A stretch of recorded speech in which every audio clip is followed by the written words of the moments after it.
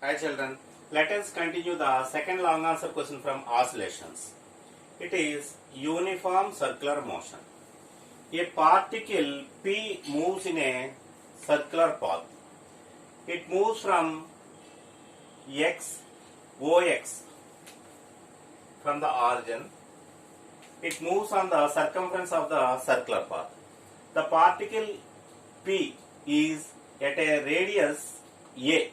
Here considering amplitude as radius or radius as amplitude. So here the radius is A. The particle is at point P. It is at a distance of small y from x-axis and small x from y-axis. Let us derive the expression for displacement, velocity and acceleration. First of all, we have to prove that the path obtained by the particle executes simple harmonic motion. That means the point projection means PM. PM is the point projection which executes simple harmonic motion. How it executes simple harmonic motion? Let us see. If the particle is at this point, its projection will be here. If the particle will be at this position, the projection will be here. If the point P is here, the point projection reaches M. If the point projection is here, the projection reaches here on y dash axis. So the particle moves in first quadrant. The path taken by the point projection will be in upward direction. In second quadrant, the particle moves in downward direction.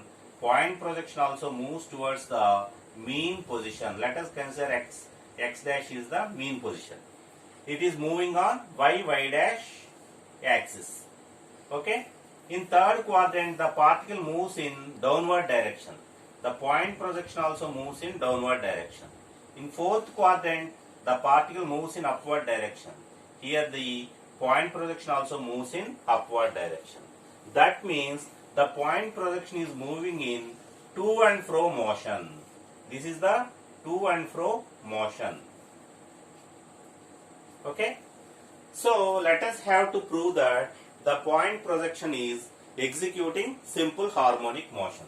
What are the conditions for simple harmonic motion?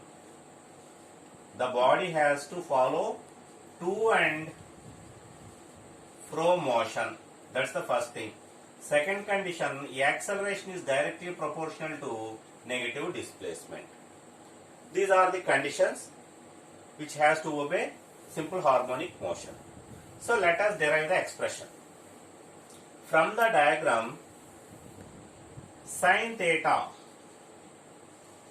is equals to opposite side y by hypotenuse A. Therefore, displacement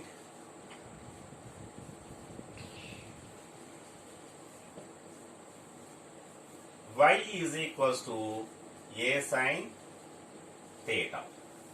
But from the definition of angular velocity omega is equals to angular displacement by time.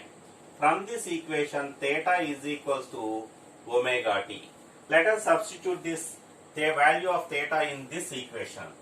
Y is equals to A sin omega t. This is the expression for the displacement taken by the particle on the circumference of a circular path.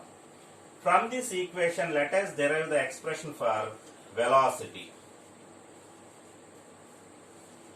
Velocity v is equals to dy by dt. Here y is the displacement. d by dt of y means A sin omega t. By differentiating, v is equals to A is a constant, so that we can't differentiate it. Sin omega t is differentiated. D by dx of sin x is cos x. Cos omega t. Again we have to differentiate omega t. Here omega is the variable, t is the constant. So that d omega into dt by dt equals to 1. So that will be a omega cos omega t. This is the expression for velocity. Now we have to derive the acceleration. Acceleration A is equals to dv by dt. That implies d by dt of a omega cos omega t. A omega is constant, so that acceleration